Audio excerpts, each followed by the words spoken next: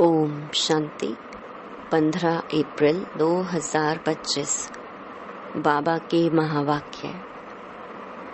मीठे बच्चे, बाप तुम रूहों से रूह रिहान करते हैं।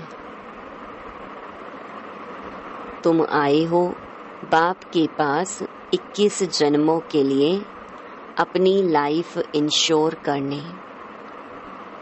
तुम्हारी लाइफ ऐसी इंश्योर होती है जो तुम अमर बन जाते हो।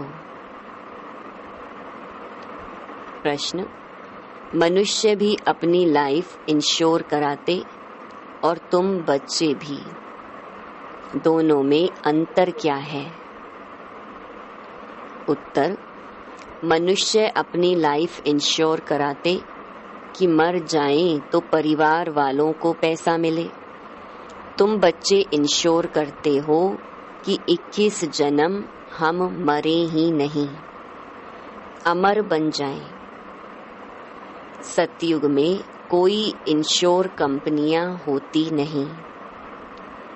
अभी तुम अपनी लाइफ इंश्योर कर देते हो, फिर कभी मरेंगे नहीं, यह खुशी रहनी चाहिए।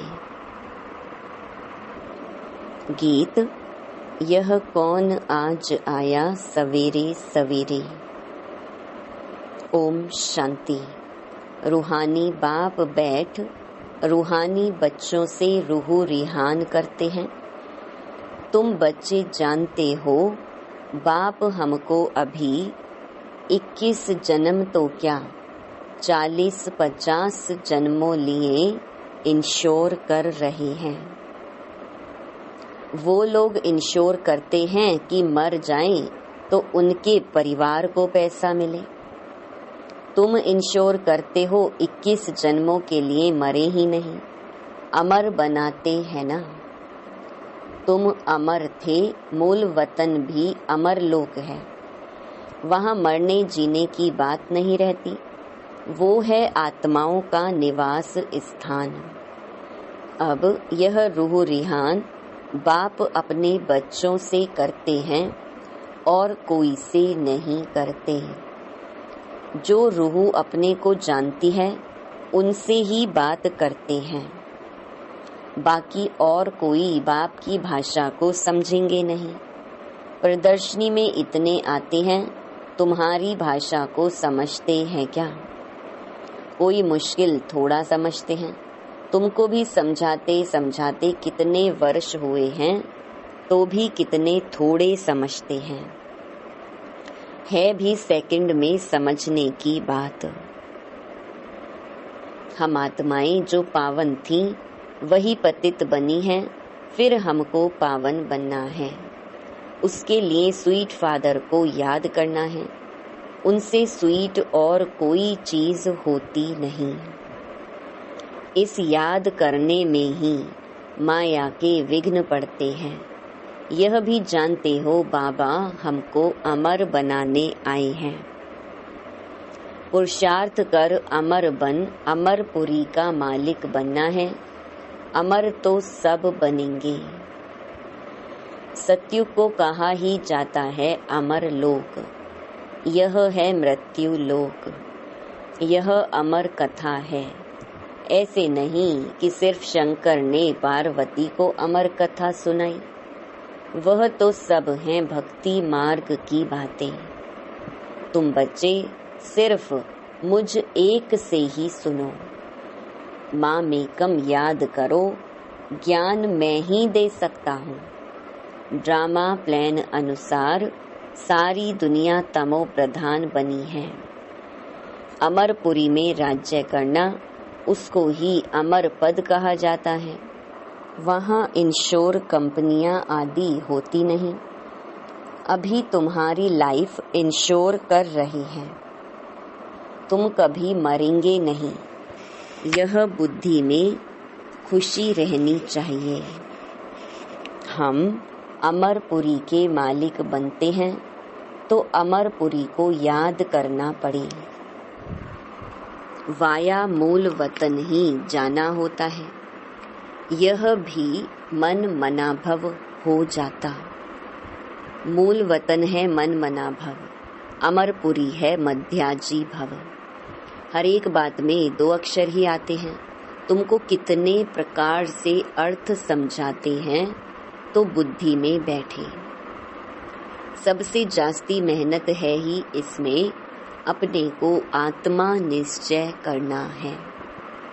हम आत्मा ने यह जन्म लिया है, 84 जन्म में भिन्न भिन्न नाम रूप देश काल फिरते आए हैं। सतयुग में इतने जन्म, त्रेता में इतने, यह भी बहुत बच्चे भूल जाते हैं। मुख्य बात है अपने को आत्मा समझ स्वीट बाप को याद करना।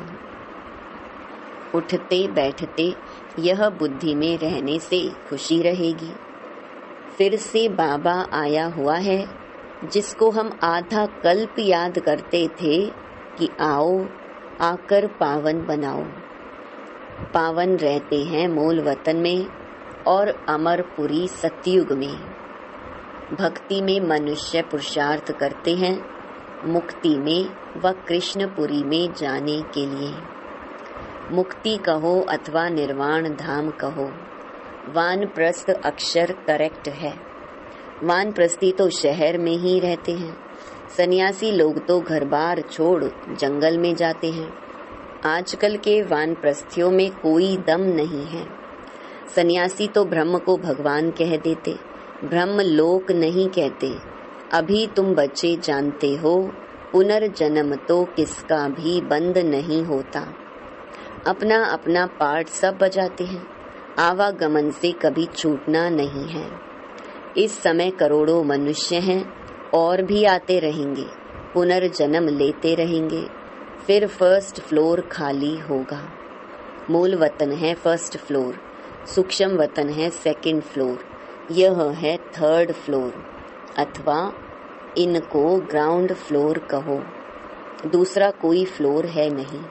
वह समझते हैं स्टार्स में भी दुनिया है, ऐसे है नहीं। फर्स्ट फ्लोर में आत्माएं रहती हैं, बाकी मनुष्यों के लिए तो यह दुनिया है। तुम बेहद के वैरागी बच्चे हो, तुम्हें इस पुरानी दुनिया में रहते हुए भी इन आँखों से सब कुछ देखते हुए नहीं देखना है। यह है मुख्य पुरुषार्थ, क्योंकि यह सब खत्म हो जाएगा।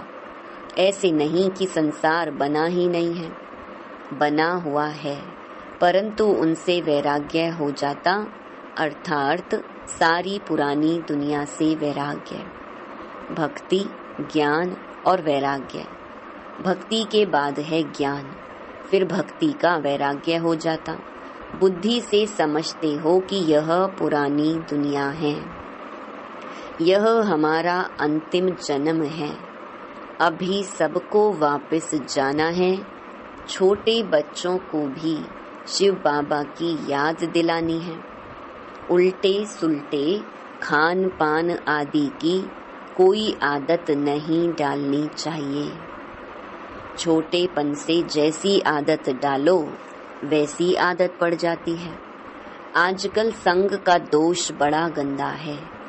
संग तारे कुसंग बोरे, यह विषय सागर वैशाल्य है। सत तो एक ही परम पिता परमात्मा है, गॉड इज वन कहा जाता है। वह आकर सत्य बात समझाते हैं। बाप कहते हैं, हे रूहानी बच्चों, मैं तुम्हारा बाप तुमसे रूह रिहान कर रहा हूँ। मुझे तुम बुलाते हो ना। वही ज्ञान का सागर पतित पावन है, नई सृष्टि का रचयिता है, पुरानी सृष्टि का विनाश कराते हैं। यह त्रिमूर्ति तो प्रसिद्ध है, ऊंचते ऊंच है शिव। अच्छा, फिर सूक्ष्म वतन में है ब्रह्मा विष्णु शंकर। उन्हों का साक्षात्कार भी होता है, क्योंकि पवित्र है ना। उन्हों को चैतन्य में इन आँखों से देख नहीं सकते, बहुत नौधा भक्ति से देख सकते हैं। समझो कोई हनुमान का भक्त होगा तो उनका साक्षात्कार होगा। शिव के भक्त को तो झूठ बताया गया है कि परमात्मा अखंड ज्योति स्वरूप है। बाप कहते हैं मैं तो इतनी छोटी सी बिंदी हूँ। वह कहते अखंड ज्योति स्वरूप अर्जुन को दिखाया। उसने कहा बस मैं सहन नहीं कर सकता हूँ। उनको दीदार हुआ तो यह गीता में लिखा हुआ है। मनुष्य समझते हैं अखंड ज्योति का साक्षात्कार हुआ। अब बाप कहते हैं यह सब भक्ति मार्ग की बातें दिल खुश करने की हैं। मैं तो कहता ही नहीं हूँ कि मैं अखंड ज्योति स्वरूप हूँ। जैसे बिंदी मिसल तुम्हारी आत्मा है वैसे मैं हूँ। जैसे तुम ड्रामा के बंधन में हो वैसे मैं भी ड्रामा के बंधन में बांधा हुआ हूँ। सब आत्माओं को अपना अपना पार्ट मिला हुआ है। पुनर्जन्म तो सबको लेना ही है। नंबरवार सबको आना ही है। पहले नंबर वाला फिर नीचे जाता है। कितनी बातें बाप समझाते हैं। यह समझाया है कि सृष्टि रूपी चक्र फिरता रहता है। जैसे दिन के बाद रात आती है वैसे कलयुग के बाद सतयुग, फिर त्रेता, फिर संगम युग आता है। संगम युग पर ही बाप चेंज करते हैं। जो सतो प्रधान थे अब वही तमो प्रधान बने हैं। वही फिर सतो प्रधान बनेंगे। बुलाते भी हैं हे पतित पावन आओ। तो अब बाप कहते हैं मन मना भव। मैं आत्मा हूँ, मुझे बाप को याद करना है। यह यथार्थ रीति कोई मुश्किल समझते हैं। हम आत्माओं का बाप कितना मीठा है। आत्मा ही मीठी है ना। शरीर तो खत्म हो जाता है, फिर उनकी आत्मा को बुलाते हैं। प्यार तो आत्मा से ही होता है ना। संस्कार आत्मा में रहते हैं। आत्मा ही पढ़ती सुनती है। देह तो खत्म हो जाती है। मैं आत्मा अमर हूँ। फिर तुम मेरे लिए रोते क्यों हो। यह तो देह अभिमान है ना। तुम्हारा देह में प्यार है, होना चाहिए आत्मा में प्यार। अविनाशी चीज में प्यार होना चाहिए। विनाशी चीज में प्यार होने से ही लड़ते झगड़ते हैं। सतयुग में हैं देही अभिमानी, इसलिए खुशी से एक शरीर छोड़ दूसरा लेते हैं। रोना पीटना कुछ भी नहीं होता। तुम बच्चों को अपनी आत्म अभिमानी अवस्था बनाने के लिए बहुत प्रैक्टिस करनी है। मैं आत्मा हूँ। अपने भाई आत्मा को बाप का संदेश सुनाता हूँ। हमारा भाई इन ऑर्गन्स द्वारा सुनता है। ऐसी अवस्था जमाओ। बाप को याद करते रहो तो विकर्म विनाश होते रहेंगे। खुद को भी आत्मा समझो, उनको भी आत्मा समझो, तब पक्की आदत हो जाए। ये है गुप्त मेहनत। अंतर्मुख हो, इस अवस्था को पक्का करना है। जितना समय निकाल सको उतना इसमें लगाओ। 8 घंटा तो धंधा आदि भल करो, नींद भी करो, बाकी इसमें लगाओ। 8 घंटा तक पहुंचना है, तब तुमको बहुत खुशी रहेगी। पतित पावन बाप कहते हैं मुझे याद करो तो तुम्हारे विकर्म विनाश हो। ज्ञान तुमको अभी ही संगम पर मिलता है। महिमा सारी इस संगम युग की है, जबकि बाप बैठ तुमको ज्ञान समझाते हैं। इसमें स्थूल कोई बात नहीं। यह जो तुम लिखते हो वह सब खत्म हो जाएगा। नोट भी इसीलिए करते हैं तो पॉइंट्स नोट होने से याद रहेंगी। कोई की बुद्धि तीखी होती है तो बुद्धि में याद रहती है। नंबर वार तो है ना। मुख्य बात बाप को याद करना है और सृष्टि चक्र को याद करना है। कोई विकर्म नहीं करना है। गृहस्थ व्यवहार में भी रहना है, पवित्र जरूर बनना है। कई गंदे ख्यालात वाले बच्चे समझते हैं हमको यह फलानी बहुत अच्छी लगती है, इनसे हम गंधर्वी विवाह कर लें। परंतु यह गंधर्वी विवाह तो तब कराते हैं जबकि मित्र संबंधी आदि बहुत तंग करते हैं, तो उनको बचाने लिए। ऐसे थोड़े ही सब कहेंगे हम गंधर्वी विवाह करेंगे, वह कभी रह नहीं सकेंगे, पहले दिन ही जाकर गटर में पड़ेंगे। नाम रूप से दिल लग जाती है, यह तो बड़ी खराब बात है। गंधर्वी विवाह करना कोई मासी का घर नहीं है। एक दो से दिल लगी तो कह देते गंधर्वी विवाह करें। इसमें संबंधियों को बड़ा खबरदार रहना चाहिए, समझना चाहिए यह बच्चे काम के नहीं। जिससे दिल लगी है उससे हटा देना चाहिए, नहीं तो बातें करते रहेंगे। इस सभा में बड़ी खबरदारी रखनी होती है। आगे चल बड़े कायदे सिर सभा लगेंगी, ऐसे ऐसे ख्यालात वाले को आने नहीं देंगे। जो बच्चे रूहानी सर्विस पर तत्पर रहते हैं, जो योग में रहकर सर्विस करते हैं, वही सतयुगी राजधानी स्थापन करने में मददगार बनते हैं। सर्विसेबल बच्चों को बाप का डायरेक्शन है, आराम हराम है। जो बहुत सर्विस करते हैं वह जरूर राजा रानी बनेंगे। जो मेहनत करते हैं, आप समान बनाते हैं, उनमें ताकत भी रहती है। स्थापना तो ड्रामा अनुसार होनी ही है। अच्छी रीति सब पॉइंट्स धारण कर फिर सर्विस में लग जाना चाहिए। आराम भी हराम है, सर्विस ही सर्विस, तब ऊंच पद पाएंगे। बादल आए और रिफ्रेश होकर गए सर्विस पर। सर्विस तो तुम्हारी बहुत निकलेगी, किस्म किस्म के चित्र निकलेंगे जो मनुष्य झट समझ जाएं। यह चित्र आदि भी इम्प्रूव होते जाएंगे। इसमें भी जो हमारे ब्राह्मण कुल के होंगे वह अच्छी रीति समझेंगे। समझाने वाले भी अच्छे हैं तो कुछ समझेंगे। जो अच्छी रीति धारणा करते हैं, बाप को याद करते हैं, उनके चेहरे से ही मालूम पड़ जाता है।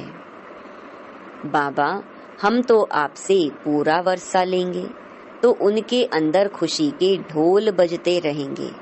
सर्विस का बहुत शौक होगा। रिफ्रेश हुए और यह भागे। सर्विस के लिए हर एक सेंटर से बहुत तैयार होने चाहिए। तुम्हारी सर्विस तो बहुत फैलती जाएगी, तुम्हारे साथ मिलते जाएंगे। आखरीन एक दिन सन्यासी भी आएंगे। अभी तो उन्हों की राजाई है, उन्हों के पैरों पर पड़ते हैं, पूजते हैं। बाप कहते हैं यह भूत पूजा है, मेरे तो पैर है नहीं, इसीलिए पूजने भी नहीं देंगे। मैंने तो यह तन लोन लिया है, इसीलिए इनको भाग्यशाली रथ कहा जाता है। इस समय तुम बच्चे बहुत सौभाग्यशाली हो, क्योंकि तुम यहाँ ईश्वरीय संतान हो। गायन भी है, आत्माएं परमात्मा अलग रहे बहुकाल। तो जो बहुत काल से अलग रहे हैं वही आते हैं, उनको ही आकर पढ़ाता हूँ। श्री कृष्ण का यह अंतिम जन्म है, इसीलिए नाम भी इस एक का श्याम सुंदर पड़ा है। शिव का तो किसी को पता नहीं है कि क्या चीज है। यह बात बाप ही आकर समझाते हैं। मैं हूँ परम आत्मा, परम धाम में रहने वाला हूँ। तुम भी वहाँ के रहने वाले हो। मैं सुप्रीम पतित पावन हूँ। तुम अभी ईश्वरीय बुद्धि वाले बने हो। ईश्वर की बुद्धि में जो ज्ञान है वह तुमको सुना रहे हैं। सतयुग में भक्ति की बात नहीं होती, यह ज्ञान तुमको अभी मिल रहा है। अच्छा, मीठे मीठे सिकिलधे बच्चों प्रति माता पिता बाप दादा का याद प्यार और गुड मॉर्निंग। रूहानी बाप की रूहानी बच्चों को नमस्ते। धारणा के लिए मुख्य सार। पहला, अंतर्मुखी होकर अपनी अवस्था को जमाना है। अभ्यास करना है, मैं आत्मा हूँ, अपने भाई आत्मा को बाप का संदेश देता हूँ। ऐसे आत्म अभिमानी बनने की गुप्त मेहनत करनी है। दूसरा, रूहानी सर्विस का शौक रखना है। आप समान बनाने की मेहनत करनी है। संग का दोष बड़ा गंदा है, उससे अपने को संभालना है। उल्टे खान पान की आदत नहीं डालनी है। वरदान, विश्व कल्याण के कार्य में सदा बिजी रहने वाले विश्व के आधार मूर्त भव। विश्व कल्याणकारी बच्चे स्वप्न में भी फ्री नहीं रह सकते। जो दिन रात सेवा में बिजी रहते हैं, उन्हें स्वप्न में भी कई नई नई बातें, सेवा के प्लान व तरीके दिखाई देते हैं। वे सेवा में बिजी होने के कारण अपने पुरुषार्थ के व्यर्थ से और औरों के भी व्यर्थ से बचे रहते हैं। उनके सामने बेहद विश्व की आत्माएं सदा इमर्ज रहती हैं। उन्हें जरा भी अलबेलापन आ नहीं सकता। ऐसे सेवाधारी बच्चों को आधार मूर्त बनने का वरदान प्राप्त हो जाता है। स्लोगन, संगम युग का एक एक सेकंड वर्षों के समान है, इसीलिए अलबेलेपन में समय नहीं गवाओ। अव्यक्त इशारे, कंबाइंड रूप की स्मृति से सदा विजयी बनो, जिसके साथ स्वयं सर्वशक्तिवान बाप कंबाइंड है। सर्व शक्तियां स्वतः उनके साथ होंगी। जहां सर्व शक्तियां हैं, वहां सफलता ना हो, यह असंभव है। कोई अच्छा साथी लौकिक में भी मिल जाता है तो उसको छोड़ नहीं सकते। ये तो अविनाशी साथी है, कभी धोखा देने वाला साथी नहीं है। सदा ही साथ निभाने वाला साथी है, तो सदा साथ साथ रहो। ओम शांति।